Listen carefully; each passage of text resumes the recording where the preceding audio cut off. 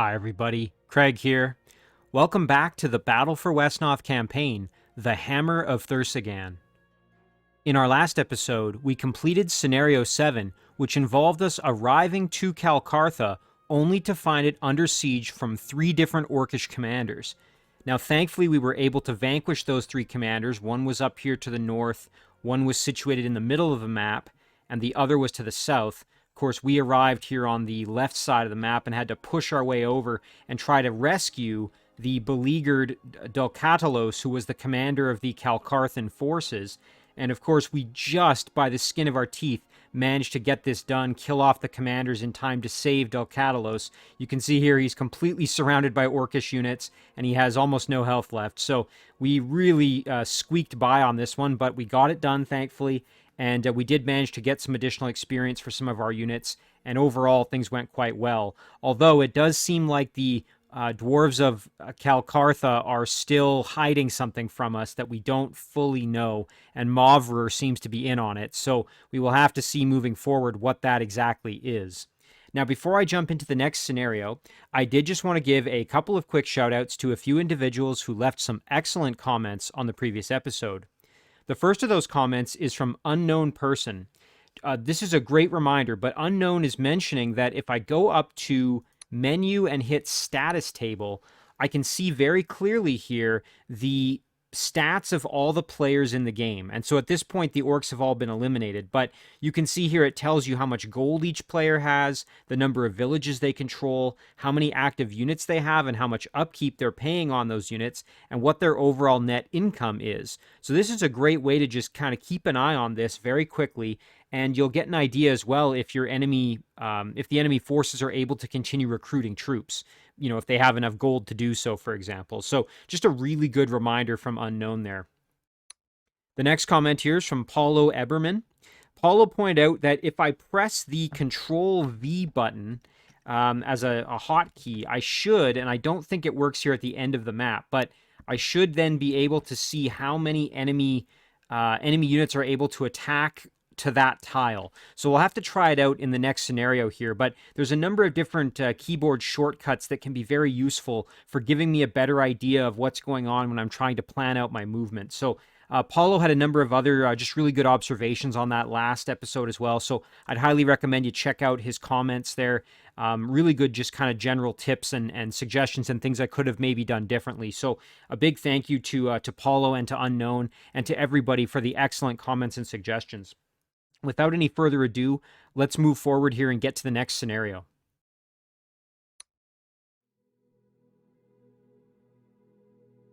The Court of Karag.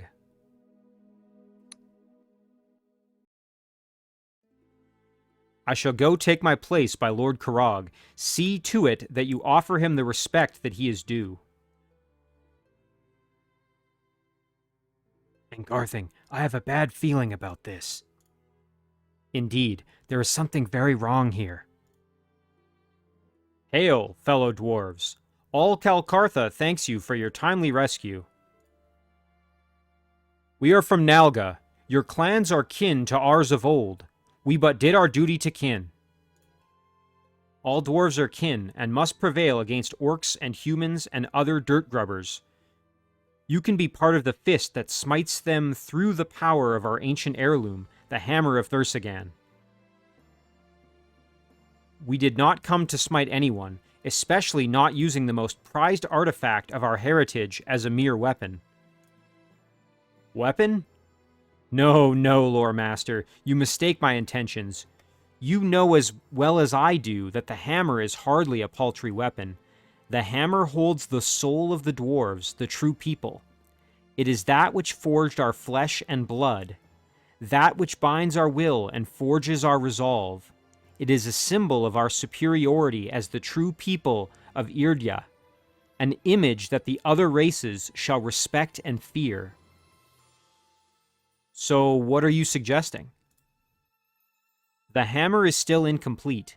We need the knowledge of a lore master to reforge the remaining shards and restore the artifact to its most powerful state. Once that is done, none will be able to stand before me. Join us, lore master. We can put your talent to good use. On one condition. You must take off that mask and show your true face. I am a witness. Impertinent cur, you dare! Quiet, Mavrer. Lore Master, you do not wish to see what is beneath this mask. I was terribly wounded in an orcish attack, disfigured. But the law must see. A dwarf must put his name and his face behind his deeds. I am a witness. Master, you need not answer to this fool. Even for a lore master to dictate to a lord in his own holding, the one who holds the very soul of the dwarves in his hand, it is unthinkable. The law speaks. Against him, with the eyes to see, no deception can hold. I am a witness. Master. No. No, it is horrible. My lord, how did you come to this? I lingered for weeks in agony. Only my hatred and the rune lore of old sustained me until I became as I am. I will have revenge. I will destroy the orcs and the humans and the elves and all but the true people. And you have sealed your doom. Hundreds of dirt grubbers have already died to weave a web of blood around the hammer and the soul of the dwarves. You and your new friends will be the last sacrifices I require to bind the entire dwarvish race to my purpose. Take them! Neither side can recruit or recall. You must win with the troops you have. Wow, okay, so here we are. Scenario 8, the Court of Karag. Victory. Defeat Karag. Our defeat conditions are the death of Aiglondur, the death of Angarthing, the death of Dulcatalos, or if our turns run out, we have 12 turns remaining, and we have the standard gold carryover that's going to be in effect. And as you just heard, we cannot recruit or recall any units. We only have the troops that we have available to work with. Holy cow. Okay, so Karag is basically like an undead. Let me see what he is here. What's his unit description? So he's considered a dwarvish rune master, but he's basically undead. I mean, we saw he took off his mask and he became a little skeleton. So clearly he's become some kind of like ghoul or something. Very, very interesting. He's got Mavrer standing beside him, which is kind of unfortunate that we leveled up Mavrer to level 3 because now we have to fight him. And then he's got a level 2 dwarf here, as well as 2 level 1s. Okay, so we thankfully have the stronger troops, it looks like. We have one of our steel clads here. Or actually, that's Dulcatalos, never mind. So Dulcatalos is actually on our side, which is kind of interesting. And then we've got 2 dwarvish lords. We've got Aiglondur, and we've got Angarthing. So I think we should be able to play this one pretty safely here. I'm just panning around to see if there's anything worth checking out. I'm hoping that they're going to come to us, and I want to fight them where we have the higher defense along our castle here, but we'll have to see. They may not come to us. We may have to go to them. Oops, don't want to do that. Let's go here. Let me test out this Control V and see if that still works. Yes, okay, there it is. So you can see here when we hover over our unit, it's showing, I think that's the number of enemy troops that can move and attack on that tile. So it looks like along near our base, these are all 2s. And that would be because the only units that can move that far are these 2 level 1s, I think. Yep. So that's very cool. I'm going to keep that in my back pocket. If I ever need to kind of see, hey, am I out of harm's way? That's a great way to do it. So really good suggestion there. Okay. That's another tool for the tool chest, Why don't we kind of just... Yeah, let's turtle up here. Let's just do this. We'll get Angarthing in behind. And then we'll just kind of, sit like this and see what happens. I'm going to end the turn and just see if they move to attack. Okay, so they are going to step out. That's good for us. Makes things a little easier. I don't want to give them this spot. That's kind of a... Yeah, there. That's probably better. Okay, now they can't get in to actually hit us. So I'm going to maximize Angarthing by putting him to buff 2 more units. So let's end it there. Okay, so they are in the open. I mean, we could step out now and go after them, but I'm kind of inclined to make them attack me, right? Because if you look here, yes, the one can make it up here, which would suck, but I like this because they're going to have to attack us from a point of lower defense where we have the higher defense in here. So let's make them do that.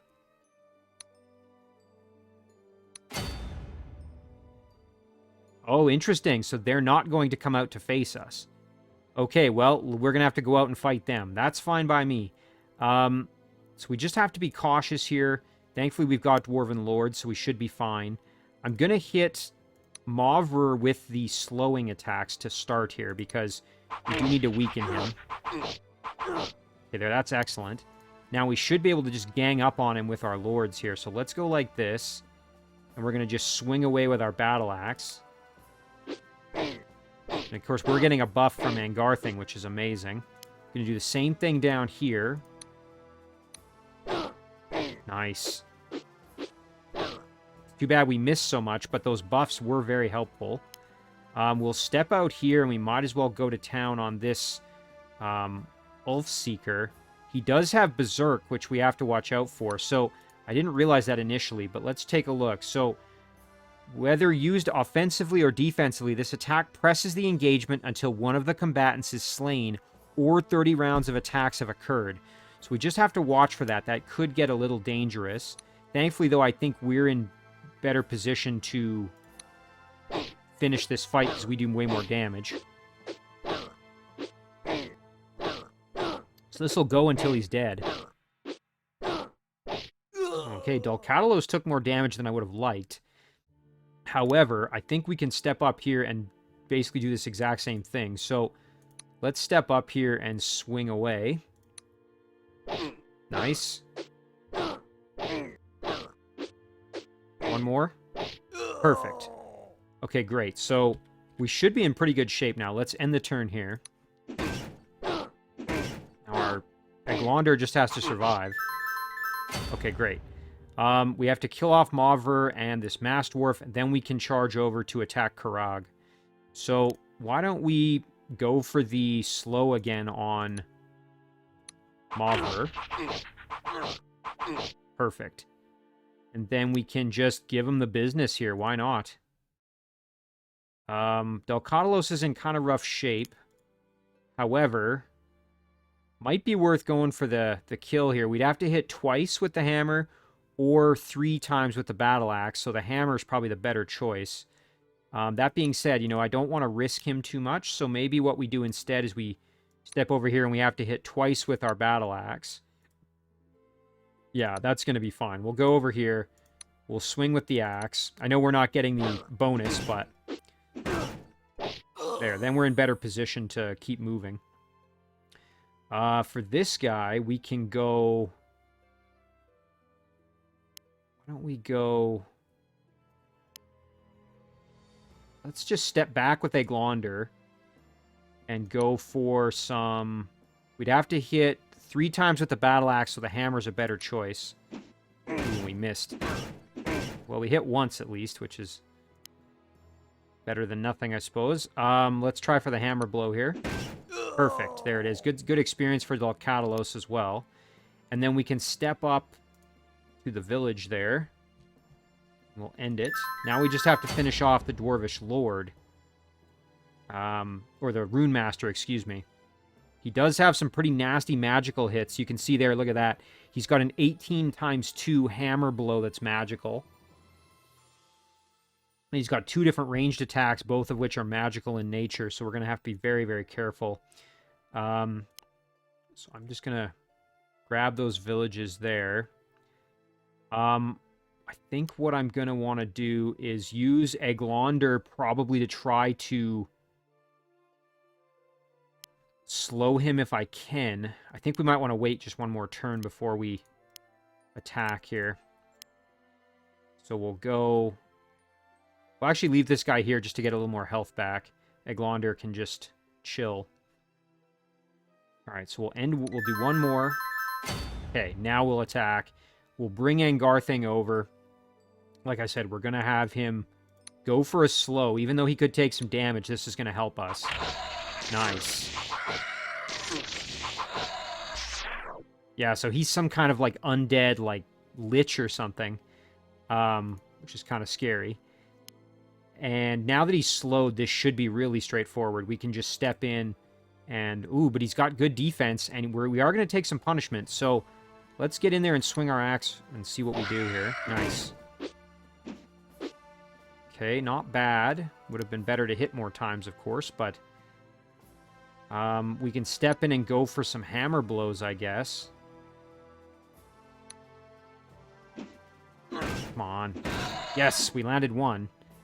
And then it's just going to be doubling up now. So we'll go in and let's see if we can... We just have to hit once with the hammer. Nice. There it is. Wait.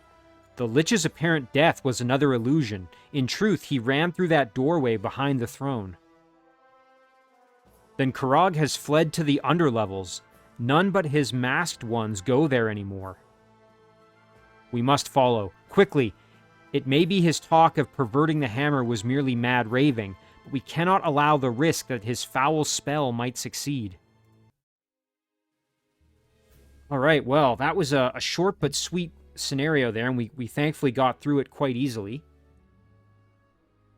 Might have taken a few too many turns, however, and that definitely hurt our gold situation for the next scenario. We are still going to be starting with 157 bonus gold, so that's still pretty good. But it would have been better to perhaps finish this a turn or two earlier to try to get a little more moving forward. But as you can see here, we carried 40% of our almost 400 gold forward. So all in all, not too bad. And again, we did it without losing anybody, which is the important part there. So we'll have to see what the next scenario brings. Again, very, very interesting turn of events there. We knew something was going on, but it kind of makes sense as to why they're wearing these masks. It seems like they've become these undead, revenants or liches or something. So they're hiding their true nature. And I think we're going to save it right here. So let's go up, save the game here, and we will call this one completed. And as always, guys, thank you very much for watching. I really do appreciate it, and I'll see you in the next one.